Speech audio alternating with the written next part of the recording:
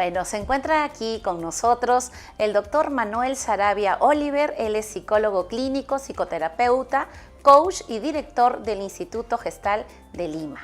Vamos a hablar con él sobre la importancia de la salud mental en los niños y adolescentes. Bienvenido, doctor Manuel Saravia.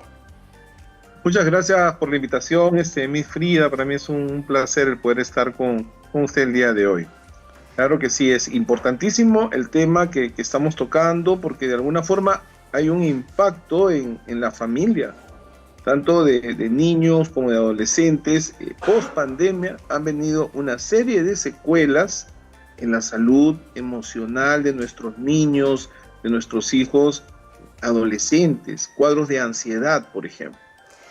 Doctor, sabemos que la salud mental cumple un rol fundamental tanto en la vida personal como también en la vida escolar, ¿no? Sobre todo cuando hablamos de niños y adolescentes. Entonces, ¿cómo los padres podemos saber que nuestros hijos gozan de una buena salud emocional?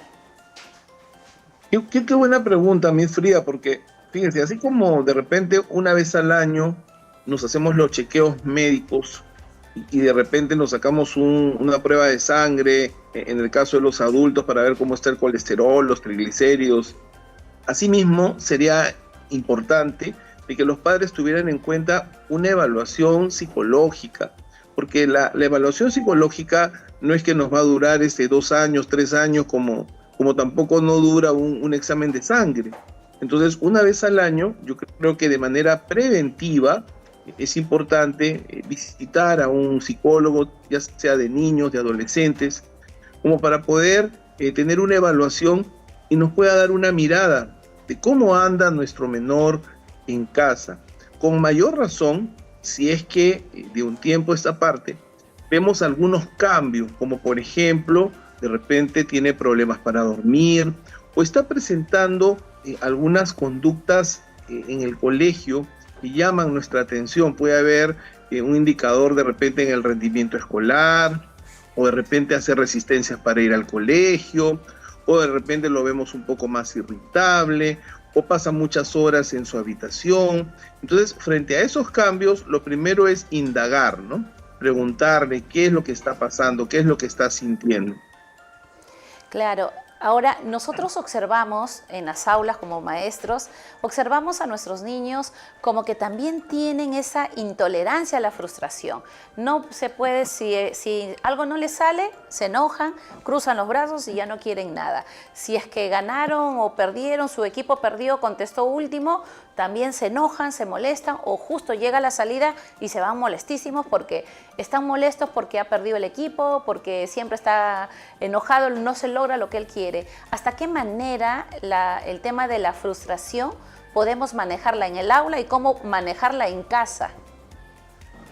Fíjense, yo creo que es fundamental esta comunicación, esta alianza que tienen que tener los padres de familia con el colegio.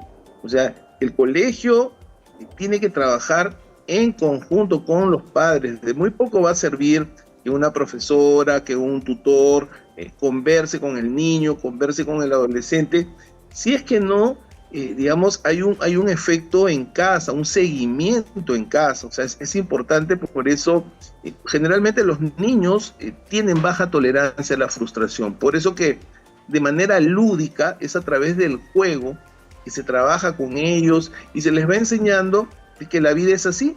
Algunas veces ganamos y otras veces no ganamos, pero aprendemos todo el tiempo.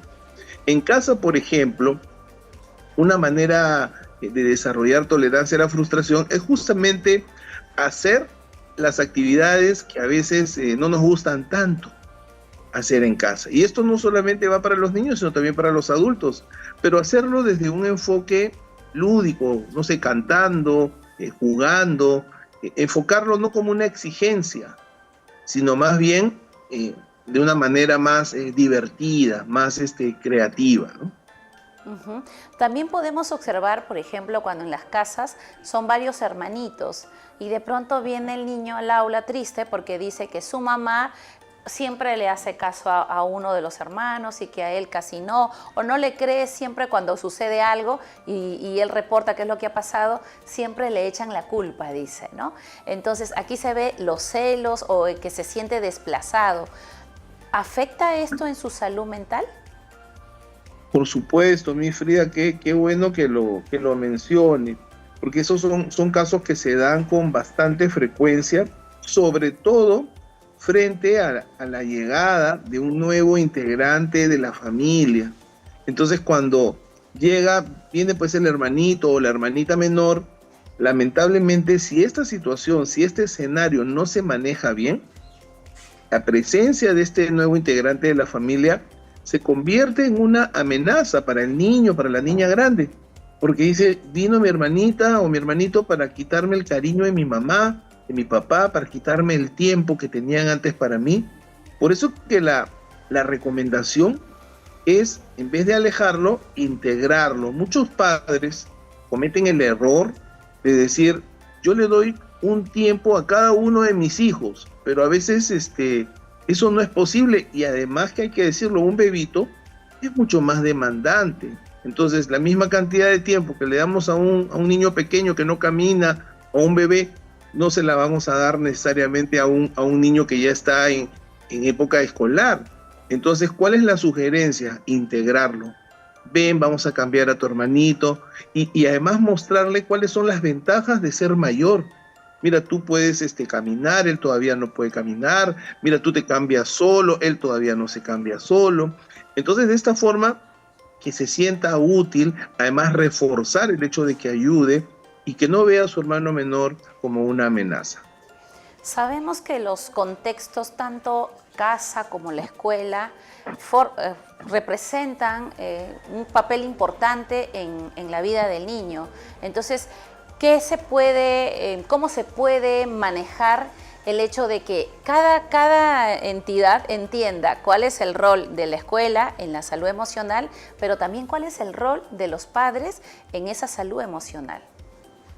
Por supuesto, yo creo que por eso en espacios como este justamente se les da información a los padres de familia, porque lamentablemente el paradigma ha ido cambiando, ¿no? Si de repente hace 30 o 40 años la mamá se ponía del lado de la profesora y era contra el alumno, muchas veces vemos las cosas ahora al revés, ¿no? Si sale jalado el alumno, como que terminan culpando o responsabilizando a la profesora o al colegio. Y lo que tenemos que entender es que cada sistema tiene su función, y el formar en valores, las conductas, eso se hace en casa. Y lo que tienen que hacer es hacer que el colegio de repente los puede ayudar, pero el trabajo es de los padres, ¿no? Así es. También se ve hoy en día que hay esa creencia de que no le puedo corregir, no le puedo decir nada, de parte de los maestros, porque los derechos de los niños, de parte de los padres, el que me da miedo que se traume, que se frustre, que quede con esa idea de que soy mala mamá, que soy mal papá, y entonces hay como ese temor de no corregir. ¿La sobreprotección es nociva para la salud emocional? Sí, mi Frida, lamentablemente la sobreprotección, que muchas veces nace como consecuencia de este sentimiento de culpa, de este sentimiento culpígeno que experimentan muchos padres ausentes. Entonces hay muchos padres que por razones de trabajo no están en casa, y cuando llegan a casa como que sienten pena de corregir a sus hijos. Pero lo que tienen que entender los padres es que tienen que practicar lo que se conoce como el amor responsable. Entonces es cuando a mis hijos yo no les doy lo que me piden necesariamente, sino lo que necesitan.